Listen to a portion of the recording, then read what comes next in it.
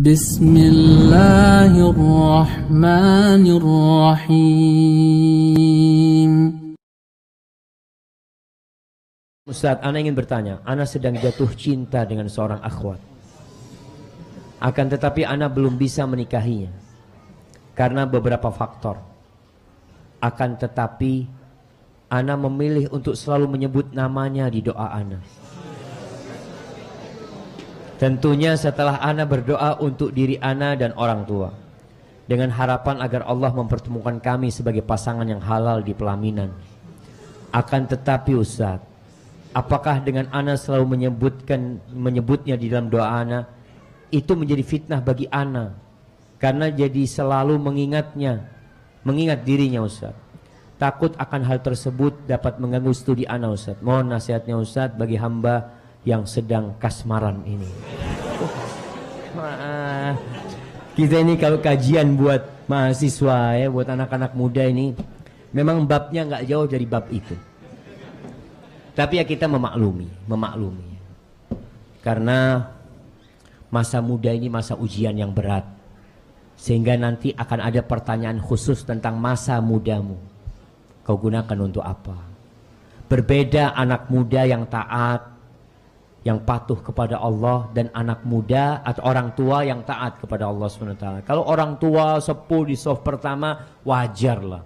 Nah, tuwek lah Ustaz, kata dia sudah pensiun, sudah apa, sudah bau kuburan. Nah, mungkin seperti itu pikiran sebagian orang. Memang orang semakin tua semakin sadar. Tapi yang muda ini, kalau ternyata dia bisa menjaga kehormatan dirinya, menjaga ketaatan dia kepada Allah Azza wa Jalla di masa muda, dia menjadi orang yang spesial.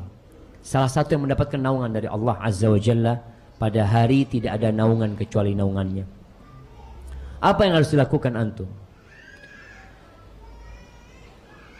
Kebanyakan jatuh cinta yang terjadi itu cinta monyet. Antum lihat, kadangkala kecintaan antum itu hanya kepada wajah, bukan kepada akhlak dan perilaku. Wajahnya cantik, Ustaz wajahnya cantik, kemudian akhlaknya baik, Masya Allah hafalan Qur'annya banyak. Ada yang lebih pintar daripada dia, lebih taat kepada Allah, cuma kulitnya agak gelap. Antum gak mau kan? Antum maunya sama dia. Maka nasihat ana, kalau antum belum siap untuk menikah, agar antum tidak kepikiran dengan perempuan tersebut, antum cukup berdoa memohon kepada Allah yang terbaik buat antum. Ya Allah, kalau perempuan itu baik buat ana, kalau perempuan itu baik buat ana, buat kehidupan ana di dunia, buat urusan agama ana yang sekarang dan yang akan datang, takdirkan dia jadi milikku ya Allah. Tapi kalau enggak, palingkan dia. Selesai sudah antum istikharah, minta sama Allah Subhanahu wa taala yang terbaik. Tapi kalau antum terus menyebut nama dia terus-terusan ya, akhirnya antum kepikiran terus dengan dirinya, sehingga konsentrasi belajar antum buyar. Apalagi kalau suatu saat antum dengar fulana mau nikah dan bukan sama antum, apa yang akan terjadi sama antum? Mungkin antum akan suudzon sama Allah. Padahal kita tahu semua doa dikabulkan. Allah berjanji, artinya doa antum Allah kabulkan. Tapi Allah tidak kasih antum perempuan itu. Allah nggak kasih itu perempuan yang antum pinta, tapi Allah kasih perempuan yang lebih baik daripada itu perempuan. Tapi karena antum punya nafsu, kadangkala dikasih yang lebih baik, antum tetap memandang itu wanita.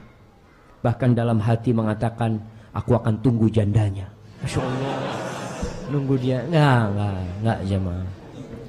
Jadi kalau sekarang antum kasmaran, merasa tidak boleh menikah kecuali dengan diri dia, sejatinya ketika antum menikah sama dia, akan datang masa antum bosan sama dia. Datang. Jadi jangan tertipu dengan pandangan mata, tapi berdoalah minta yang terbaik kepada Allah Azza wa Jalla. Hadza wallahu a'lam bishawab. Dan yang terakhir, ketahuilah penyakit yang menyebabkan kasmaran, yang menyebabkan jatuh cinta itu adalah pandangan mata. Kalau antum nggak jaga pandangan mata antum, ya akan seperti itu. Akhwat itu kalau lewat ya, antum pura-pura nyapu depan STDI, Masya Allah. Kadangkala pura-pura membantu satpam, ya anak jagain. Pak Satpam silahkan pergi kemana, anak jagain. Anak lihat sebagian mahasiswa seneng banget di tempat satpam gitu. Anak ngapain? Ya wallahu a'lam. Mungkin ada, wallahu a'lam, anak nggak suudzon ya. Suudzon. Mungkin dia mau bantu STDI, bukan mau. Tapi kadangkala orang itu akan melakukan tindakan yang seharusnya dia malu jemaah, tapi nggak malu. Kenapa? Karena jatuh cinta dia. Hadza wa sallallahu ala nabiyyina Muhammadin wa ala alihi washabbihi wasallam.